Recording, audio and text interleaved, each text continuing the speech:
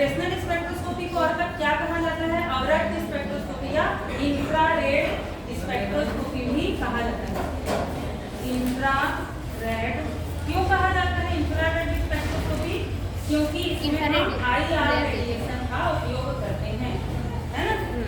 अवरक्त विकिरण का उपयोग करते हैं और अवरक्त विकिरणों को जब किसी मैटर में दिया जाता है, उस पर आपतित कराया जाता है, तो इसके वाइब्रेशनल एनर्जी लेवल में परिवर्तन होता है ना? इसीलिए इसको वाइब्रेशनल स्पेक्ट्रोस्कोपी भी कहा जाता है। आया ये समझ में? इसके बाद हम लोग देखेंगे, सबसे पहले तो इसका रीजन देख लेते हैं, क्षेत्र। इसका IR स्पेक्ट्रोस्कोपी। तो IR जो स्पेक्ट्रोस्कोपी होता है उसे मुख्य रूप से 3 भागों में डिवाइड किया गया है।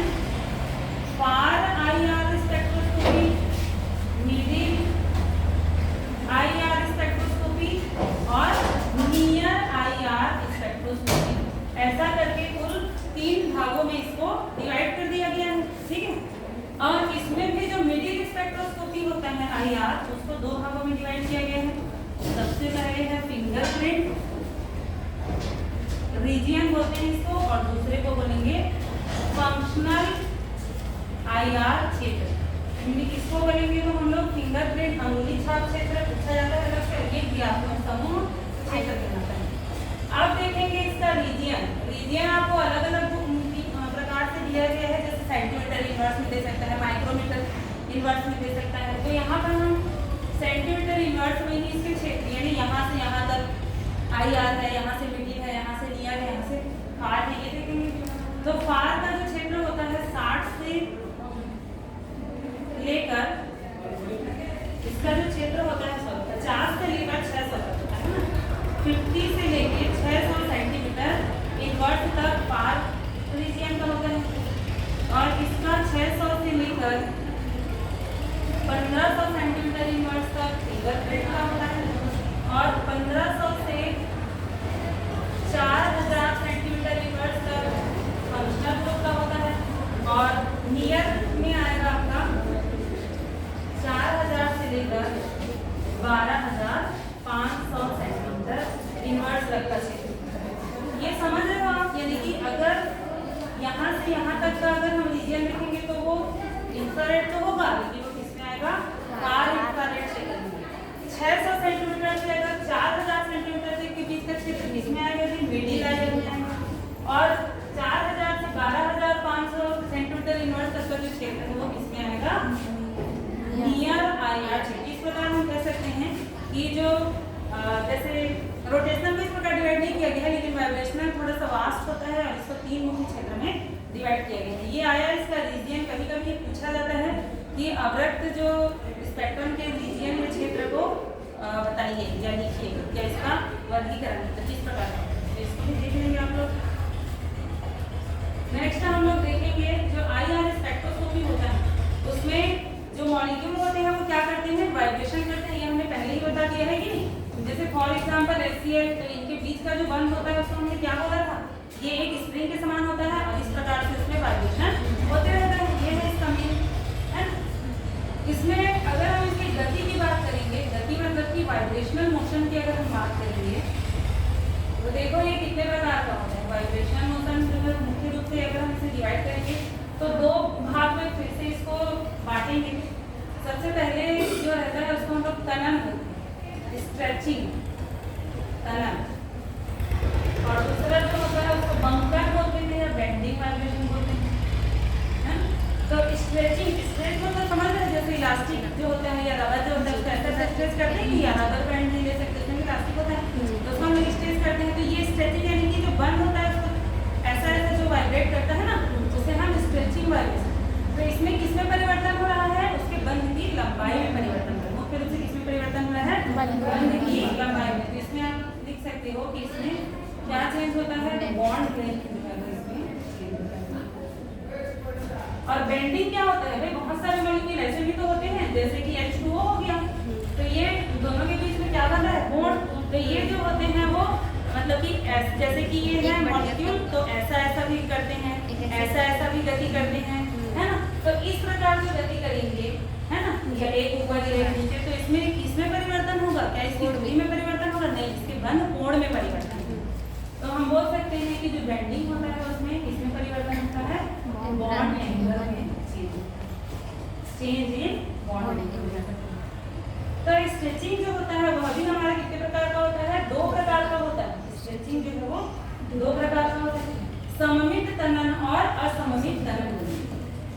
सिमेट्रिक स्ट्रेचिंग और एसिमेट्रिक स्ट्रेचिंग। शॉर्ट में लिख दे रही हूं स्ट्रेचिंग। सममित तनन का अगर हम उदाहरण देखेंगे तो मान लो कि इस प्रकार से कोई मॉलिक्यूल है ना, ट्राई एटॉमिक मॉलिक्यूल बोल सकते हैं इसको। अब यहाँ से यहाँ पर भी मतलब ये स्प्रिंग के समान माना जाएगा। सममित तनन में क्या होता है कि ये बराबर रूप से दूर जाएगा और बराबर रूप से पास आएगा। आ रहा है समझ में? है ना, ये दूर जा रहे हैं तो ये केंद्र मान लो जैसे, तो इस सेंटर से ये भी विलीन हो जाएगा और ये भी और मतलब कि वो अंदर की तरफ अगर हम स्ट्रेच करेंगे तो भी क्या होगा कि समान रूप से अंदर की तरफ जाएंगे। समान रूप से ऐसे जैसे स्ट्रेचिंग मतलब क्या होता है? समान रूप से दोनों मॉलिक्यूल से दूर जाएंगे और समान रूप से अंदर की तरफ, समान रूप से अंदर, समान रूप से बाहर, समान रूप से अंदर। तो यहाँ पर अगर हम देखेंगे तो इस केंद्र से यहाँ तक की दूरी जो है दोनों तरफ बराबर बढ़ रही है और अगर कम भी हो रही है तो दोनों तरफ बराबर कम हो रही है। तो दूरी में बराबर परिवर्तन हो रहा है, इसलिए इसे हम क्या कहेंगे? सममित तनन, है ना। ये जो 2 मॉलिक्यूल हैं दूर जा रहे हैं तो बराबर रूप से दूर जा रहे हैं, फिर अंदर की तरफ भी तो करेंगे ना, तो अंदर की तरफ बराबर जा रहे हैं, तो केंद्र से इनकी जो दूरी होती है वो समान रूप से होती है, इसलिए इसे हम क्या कहेंगे? सममित स्ट्रेचिंग कहेंगे। लेकिन इसमें क्या हो जाता है? इसमें उल्टा होता है। उल्टा मतलब कि केंद्र से अगर हम पहले यहाँ पर जो इनकी जो दूरी थी वो ये थी, तो एक बार क्या होगा, ये वाला मॉलिक्यूल जो है वो इधर की तरफ जाएगा तो दूसरा जो यहाँ और ये अंदर की तरफ जाएगा। ठीक है, तो यहाँ पर इस तरफ देखेंगे तो दूरी में वृद्धि हो रही है, तो इधर देखेंगे तो दूरी में कमी हो रही है।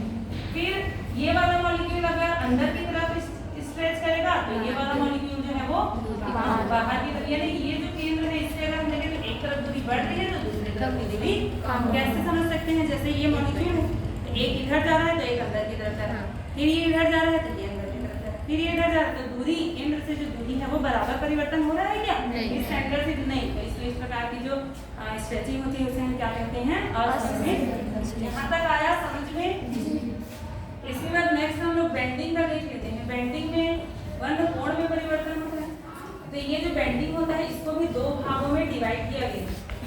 एक तो होता है इन प्लेन, यानी कि जो प्लेन में होता है, और दूसरा जो होता है आउट ऑफ प्लेन।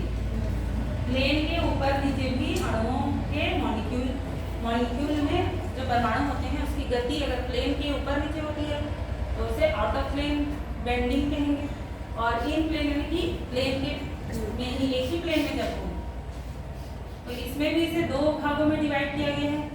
एक जो है वो सीजरिंग, ठीक है, सीजरिंग सीजर से बना कैंची, और दूसरा जो होता है उसे रॉकिंग कहते हैं। ये भी पूछा जाता है कि अणुओं में पाए जाने वाले विभिन्न प्रकार के वाइब्रेशनल मोशन को समझाइए, कंपन गतियों को समझाइए। ये सारी चीजें आपको डायग्राम से ही बताना है। और आउट प्लेन में क्या होता है? प्लेन के ऊपर नीचे भी जो अणु के अंदर परमाणु पाए जाते हैं उनकी मतलब गति होती है, जिसमें भी 2 प्रकार के होते हैं। एक को बोला जाता है ट्विस्टिंग और दूसरे को बोला जाता है बैगिंग। क्या क्या होता है इसमें देख लो। सीजरिंग यानी कि ये जैसे एक प्लेन ही है ना, इसमें कोई अणु उपस्थित है इस प्रकार, तो यहाँ पर क्या होगा, दोनों अणु जो है अगर एक साथ अंदर जाएंगे एक साथ बाहर जाएंगे, एक साथ अंदर जाएंगे एक साथ, कैंची के जैसे, कैंची कैसे चलता है? एक साथ अंदर जाता है एक साथ बाहर जाता है। इसीलिए सीजर से इसको रिलेट करके बताया गया है कि सीजरिंग, ठीक है। एक ये जो मॉलिक्यूल अगर हैं तो एक साथ अंदर जाएंगे एक साथ बाहर जाएंगे, एक साथ अंदर जाएंगे एक साथ, आया कि समझ में? और ये एक ही प्लेन में होता है तो इसीलिए इसको क्या बोलेंगे? इन प्लेन वाला मोशन कहेंगे और सीजरिंग। और रॉकिंग में क्या होगा? सेम वैसे ही है, एक प्लेन में रहेगा जो मॉलिक्यूल, तो एक ही दिशा में अगर ये जाएंगे, है ना, साथ साथ गति करेंगे, जैसे कि ये दो मॉलिक्यूल लगे हुए हैं, है ना, कोई एंगल बना रहा है, तो एक साथ इधर, एक साथ इधर, एक साथ इधर, एक साथ, एक ही प्लेन, मतलब समझ रहे हो ना, जैसे आपका ये प्लेन ही है, ये वाला एक ही प्लेन में है और मॉलिक्यूल एक साथ इधर जाएंगे ऐसे, ठीक है, और प्लेन के इधर उधर नहीं जाना, तो उसे हम क्या कहेंगे, रॉकिंग। इसके बाद आता है आपका ट्विस्टिंग। ट्विस्टिंग में क्या होता है, ये प्लेन एक प्लेन के ऊपर की तरफ जाएगा तो एक प्लेन के नीचे। तो इस प्रकार के गतियों को कैसे रिप्रेजेंट किया जाता है, तो देखो इस प्रकार का कोई अणु है, मान लो स्ट्रो टाइप का अणु, तो एक जो है वो ऊपर की तरफ जाएगा तो दूसरा जो है वो नीचे की तरफ। तो जो ऊपर जा रहा है प्लेन से उसको हमने प्लस मान लिया और जो नीचे जा रहा है उसको माइनस चिन्ह से प्रदर्शित कर दिया। कैसे गति करेंगे, जैसे प्लेन है तो एक ऊपर तो एक नीचे, एक ऊपर तो एक नीचे, एक ऊपर तो ऐसा ऐसा गति करेंगे, ठीक है। तो इस प्रकार की गति को क्या कहेंगे, ट्विस्टिंग। और वेगिंग में क्या होता है, ये जो दोनों परमाणु होंगे ये वाले, वो दोनों एक साथ ऊपर की तरफ जाएंगे या दोनों एक साथ, प्लेन है ये प्लेन है, तो एक साथ ऊपर एक साथ, एक साथ ऊपर एक साथ। और ट्विस्टिंग में क्या होगा, एक ऊपर जाएगा तो एक नीचे, एक ऊपर जाएगा तो एक नीचे, ऐसा होगा। आया ये समझ में? तो इस प्रकार आपको ऐसा डायग्राम संगीत इसको रिप्रेजेंट करना है एग्जाम में, ठीक है। क्लासिफिकेशन तो लिखना ही है, अगर आपको ये समझ में आ जाएगा तो शब्दों में लिख सकते हो कि नहीं। तो आप सोचो एक मॉलिक्यूल में कितनी प्रकार की गतियां पाई जाती हैं, सिर्फ वाइब्रेशन में ही देखो इतनी प्रकार की गतियां जो है वो पाई जाती हैं, ठीक है। तो ये types of vibrational motion.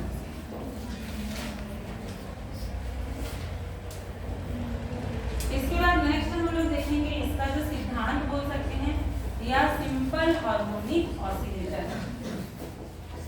Harmonic oscillator,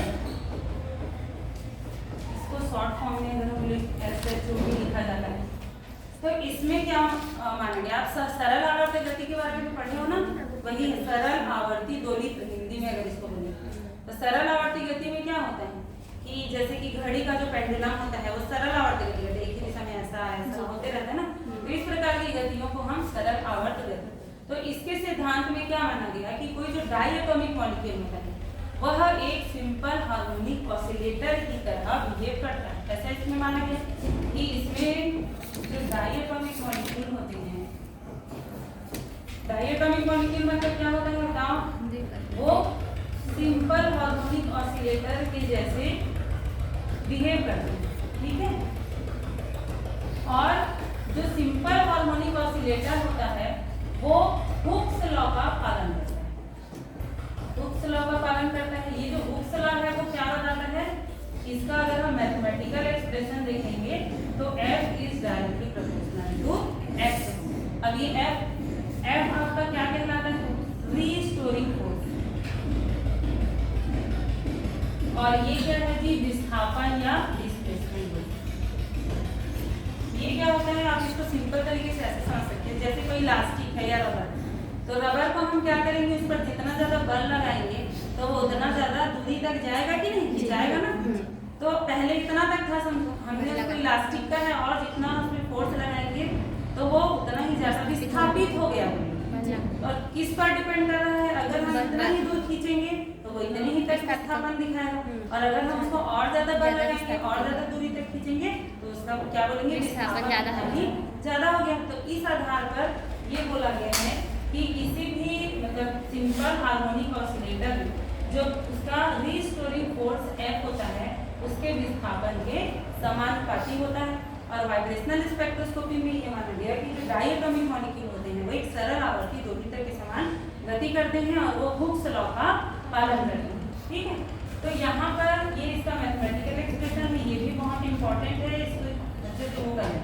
और इसमें भी एक कांस्टेंट लग जाता है, अगर हम समानुपाती हटाएंगे तो एक स्थिरांक लगेगा स्मॉल के, जिसको बोला गया है फोर्स कांस्टेंट, बल नियतांक।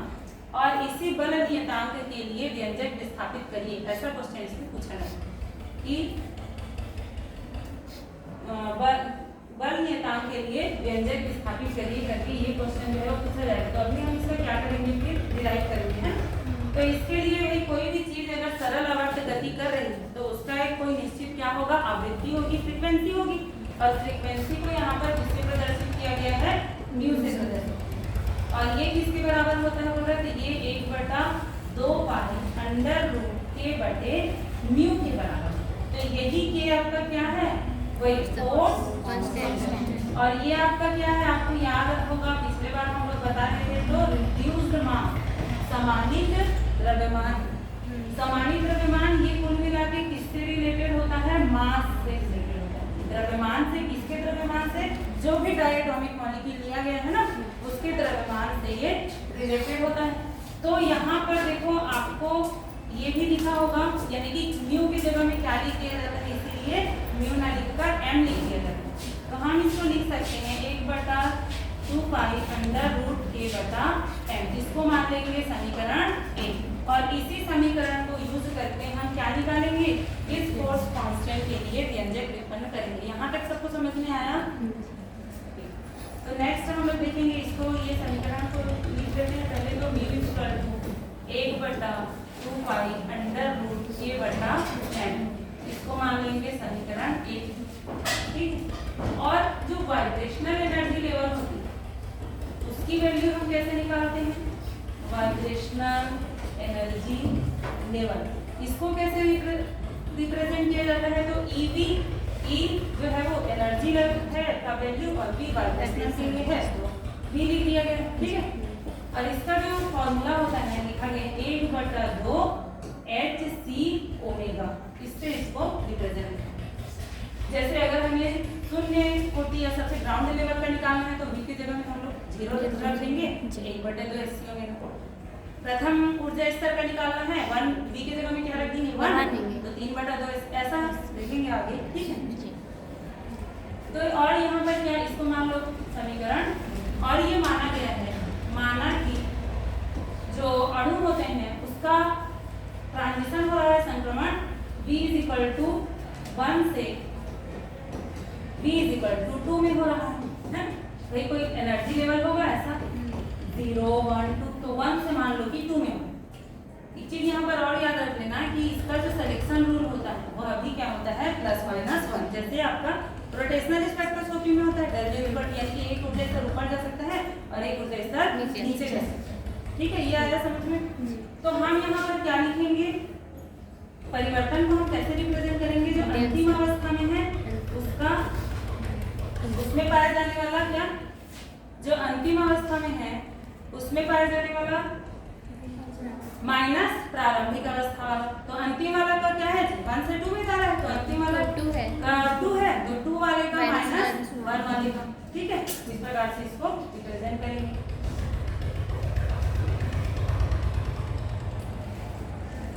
तो चलो आप लोग निकाल के बताओ, तीसरे वाले के लिए वाइब्रेशनल एनर्जी, जब तक ये ओपन हुआ है निकाल कर बताओ, तीसरे वाले एनर्जी लेवल के लिए ई का क्या होगा, तीसरे वाले एनर्जी क्या होगा बताओ, देखो v = 3 रखो तो आपको क्या निकल जाएगा, तीसरे एनर्जी लेवल के लिए वाइब्रेशनल एनर्जी लेवल का मान, और उसका मान क्या है, v + 1/2 HC ओमेगा। निकाल कर दिखाओ। तो हम समझ रहे